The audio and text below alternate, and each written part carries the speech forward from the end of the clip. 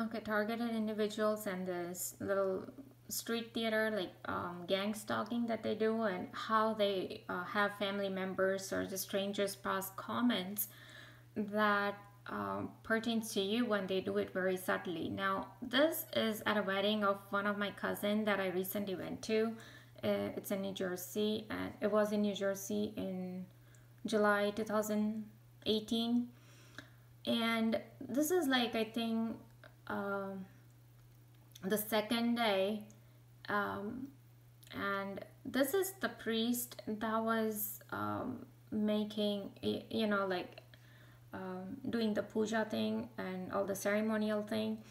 And he needed like five girls to do some kind of the prayer thing. And when one of the lady came to do a little bindi on my forehead, out of the five women, he told that lady to, she was a basically daughter-in-law of this house, and he told her to do a big bindi on my forehead, so it's like to imply that, oh, I had committed a big crime, and now she should do a big bindi on my forehead. So obviously he was briefed about me, about something, whatever. And not only that, the same daughter-in-law, let's see if I can find her. There she is. She's the one. Now, what she did was, the previous night, I and my hubby, like, we were traveling from South Carolina to New Jersey. So we were to reach almost very late at about 8:30, I believe, or 9. And it was a henna ceremony, where you put henna in the hand. And I mean, the person who was to put henna, I think he had left. And I mean, the professionals were gone, and I think I was wearing sleeveless Punjabi dress, and I've wore that in several occasions, but it's like a little heavy with all the golden work done on it. So this was like still in the house. It's not like in the hall or anything, and just our family members were there. And it was bizarre. As soon as we go, and I met everybody, but then we went to eat, and there was like a aluminum tray, and literally barely for me and my hubby, there was hardly 2 scoops of the vegetables that was cooked. Just 2 scoops, 1 scoop for my hubby, one for me, and that too I felt very sour. So I don't know if somebody actually added more lime to it to make it sour.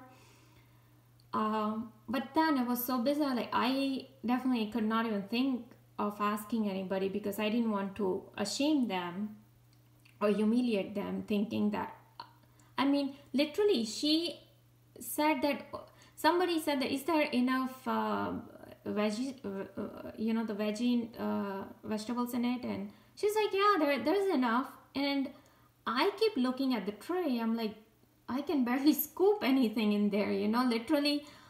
I had to scrape to literally get the food from it. And I thought that if she said this, then maybe they don't have any more food. And after we were done, literally I saw a big pot of the food, the same food, on the stove. And I could not believe it that they did it. But I'm sure after the very second day, that when that guy said that do a big bindi to me, and she was the one who was actually doing a bindi on my forehead, so I knew that somebody's definitely there in my family who is a gang stalker. And I've seen many a times in my own family members synchronizing a lot of stuff on WhatsApp via messages, or just behaving very rudely with me, and sometimes even trying to cover up whatever they do. Um, so I wouldn't be surprised if there wasn't any food for us just because I wore a sleeveless, because I've already got so many times these street theater when I was in Canada, and um, one of my brother's friend who just took our picture, me and my hubby's picture, and we just had a police car with sirens, not sirens on, just the flashing lights on in, it's like his neighborhood kind of thing. And I'm like, there's nobody here, why would you just flash your lights? And I could just tell that maybe because of that, the person was a male and I was wearing like a t-shirt and a jeans. I know they have been sensitizing me even when we were I think I'd worn a dress up to the knee length, and it had short sleeves, and so I left from our house, my brother's house, and we had hit the border. And so we didn't take the border that my brother was recommending. So that could be the one thing that, oh, why you didn't obey, it's all because I wasn't even driving, it's my hubby's decision. And second thing, of course, the thing that I was wearing, oh, why you're wearing a dress that has up to the knee length, So to stop me, there were like 12 booths at the border, and of all those 12 lanes, only when our turn came, we were literally stopped. They're like, you stop. And I'm like, okay. So I knew that it has to be because of, maybe we took a different route, but definitely of what I was wearing. And then yet again, when we hit just the border of North Carolina and South Carolina, to enter South Carolina, okay, there are like 3 lanes are blocked on the right side, and you see all these cops' cars standing, and then you also see very light road work was being done, and literally I barely saw any road work being done. So that was yet again second thing. And third, when I was entering Columbia, like my own city, Columbia, yet again, right at the exit, as soon as we took the exit, and one car was standing on with their headlights on, and I could just tell all these 3 things were in synchronization. And even like at Virginia, I think when we stopped by at a welcome center, there was a cop car and just a civilian car, and literally the cop and the civilian car, they both did like a thumbs up, and they were laughing, they were just enjoying whatever they were doing. They gave me the signal, and as soon as I went to the welcome center, just to grab a coffee, and the vending machines were, it's like, oh, out of order. Like there was like big it was like a paper that was stuck on the machine itself, so that we would not even try to place the card inside to grab anything that we might want. So yeah.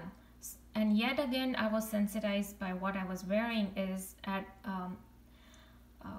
there's a Chinese restaurant called Packing Walk here, just like 10 minutes away from my house, and that lady was so nice to us initially, so friendly, smiling and all, and she just out of nowhere started, she always hands orders in a bag, in a plastic bag, and now here she packed everything in an open cardboard box that is open from top, and however the corners are not as sealed, because she was just reusing the cardboard box from the little chili oil that they might be getting in a packet. So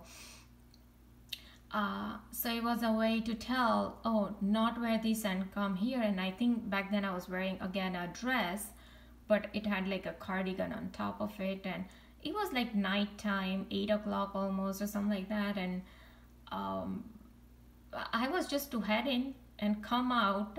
It was like 5 minutes thing, and how many people gonna see me?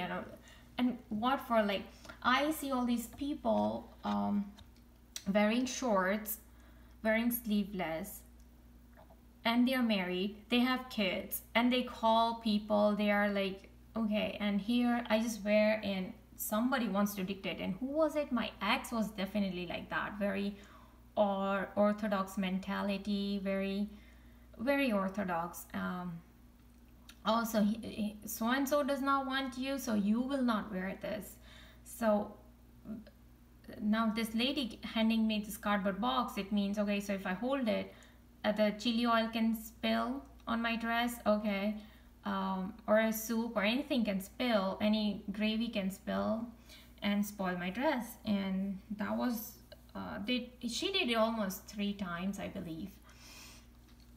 And yet again, once they did it with my no, Taco Bell did it with my hubby when he was wearing a t-shirt that I always kind of got feeling that it's not looking as good on him. It's just a thought in my mind. But so here she hands me a bag of our order, but then she hands my hubby's order just in our hand, you know, those you know how your taco is wrapped in that paper, and that's it. She's just handing me that paper in my hand. I'm like, where's the bag for it?